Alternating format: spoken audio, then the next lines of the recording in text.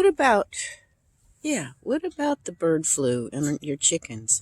Well, I'm going to be talking about that a little bit. First of all, there was a scare many years ago. I was just writing this on a comment to another gal that was trying to protect her chickens. You can't totally protect them, but we had this bird flu several years ago, and if it's once here, it's always been here. It's just how it's being used to scare and manipulate people, but it is good to know about it, and it is good to know how to protect your flock. So let's talk a little bit about that. That little plant right there is an elder plant. It's cut back. I'd had it in a pot and planted it last fall and then cut it back, and it hasn't sprouted out yet. Hopefully it will. But yeah. Okay, this is my other elder tree, and I've got a little one in the pot there too. But this one gave me elderberries and blossoms and leaves this year. If you have a place to grow elder, I would really suggest you do. It's really, really a very beneficial plant for a lot of things. But the problem is most people, the most least part of the plant, least potent, is the blossoms, but they are useful. And there's a lot of things you can do with them. Maybe we'll talk about that sometime. And then most people use the berries. And they're good. They've done lots of testing, but nobody talks too much about the leaves. All they do is throw out there that they're poisonous. But my family and I use them, and other herbalists that I follow use them. They're actually the most potent and the best part of the plant against the viruses. But it's good to always use the whole plant if you can. Now, some plants, some types you can't. Just like also there's some types of elder that are not good to use. The best is the Sambucus nigra. It's the blackberries ones, not the red. But anyway, it's always good to use the leaves, the berries, and the blossoms if you can. I cut the blossoms and dry them and make tea and stuff with them. But some people might be, you dry the leaves. I wouldn't eat them green, but dry them, and then you can use them in your concoction, the concoctions you make up. But your tinctures, your teas, whatever. My daughter and them, and I used them as a tea. There may not be a cure-all, but they have proven, this plant has proven to slow down the virus and make it so the viruses don't replicate themselves. They have to use your cells to replicate themselves.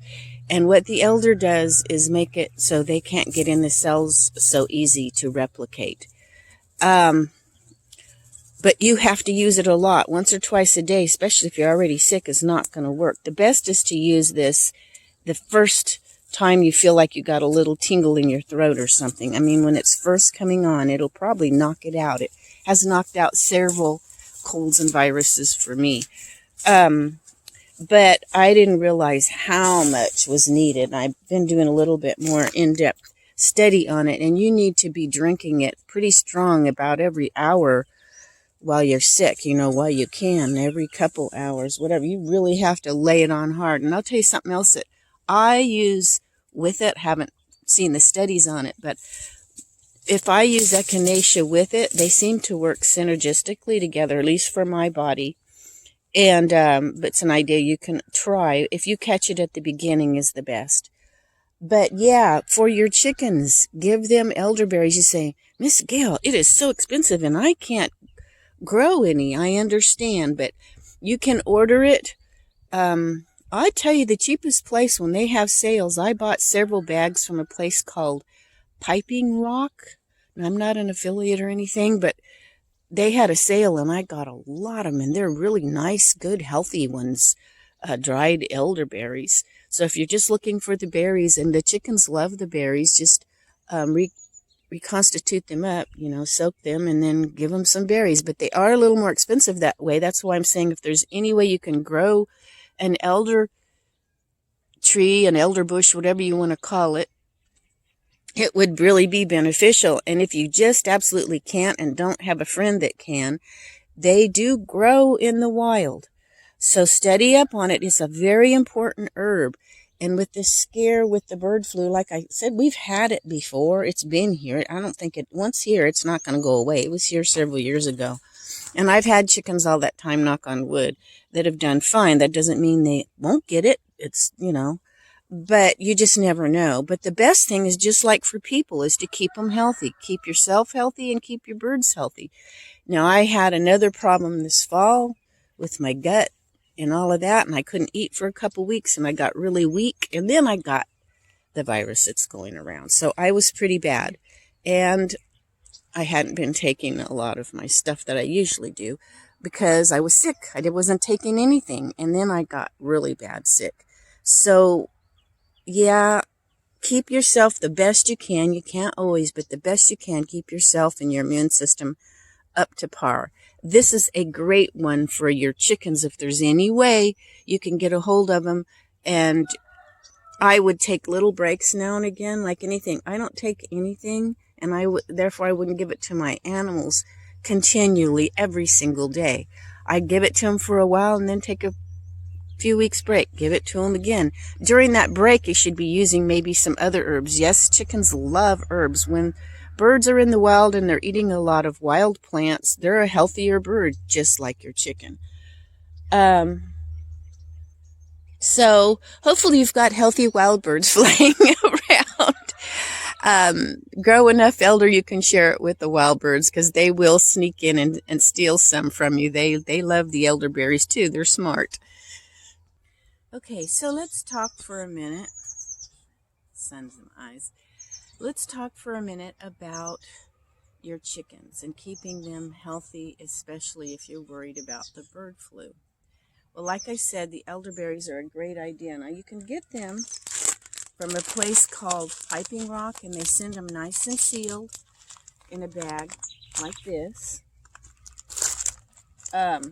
If they're not on sale at Piping Rock, I'm not sure what their regular price is. I just got them a bunch when they were on sale. And you can also get them from Star West Botanicals.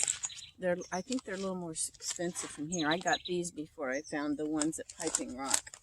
And what I do, once I open them to keep them fresh, I will put them in a jar and just cut out the label from this and tape it on the jar. But as long as it's still sealed in the bags, they stay pretty fresh. But now this is just for the elderberries. So these are from, it says, Bulgaria.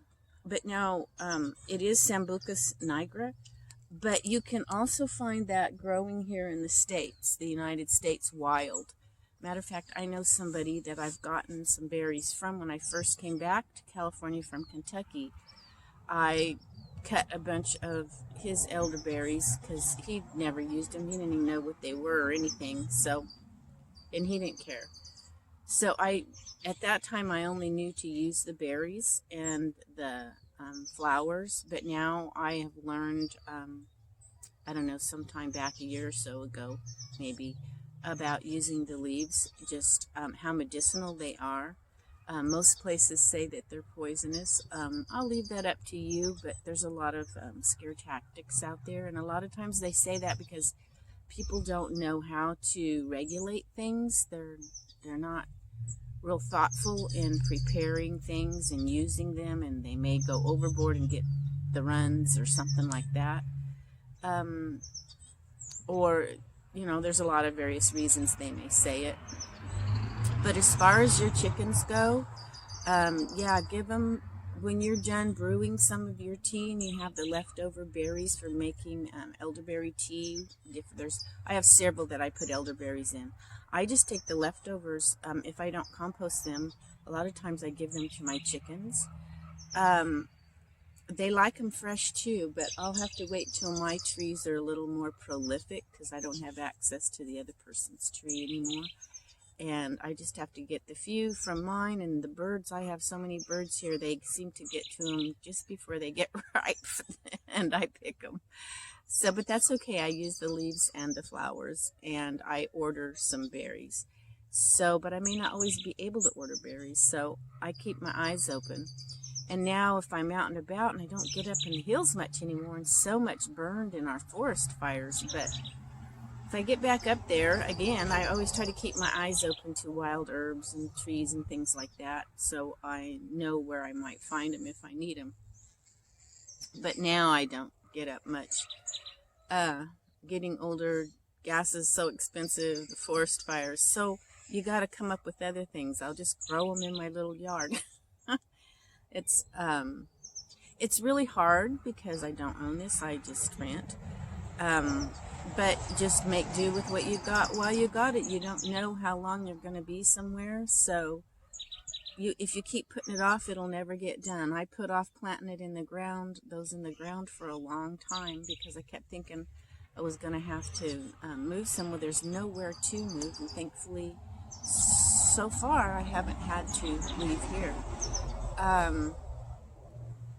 But there's no homes other than they're building a whole bunch of down in town a ways from here. They're building all these little tiny apartments everywhere. I don't know if those are for the millions that are coming up over the border. We have like 140 some countries that are coming up over the border. I mean, it's not just Mexicans. A lot of them, the Mexicans that I know here, they go down to Mexico and spend weeks down there. They don't, they've got family there and stuff. They go back and forth. But the ones that are all coming up are from all over the world, and there's nowhere for them to live. And then with all of our fires, most of our homes have burnt down here. And then I know somebody that does inspections and stuff for when people move out of California. And he said so far up here, it's always been the Chinese that's buying them. He doesn't know where they're getting all the money, but that's their business. They come up with the cash or whatever they have, and they're buying the homes up. It's always, for I don't know how long now, it's been Chinese that buy them. Unless you sell them, like a friend of ours didn't even put it up. He just word of mouth, and a neighbor bought his property when he moved back to, I think he moved to Georgia. But it seems like everybody's moving here. Since everybody's moving, there's not going to be anybody left but immigrants pretty soon. There's a few of us diehards still here. California's a great state to give up. I wish they hadn't have all run away but stayed and fought for their state. I know it's almost impossible. We did the recall, and that didn't work, even though we had more than enough signatures, and they were very careful.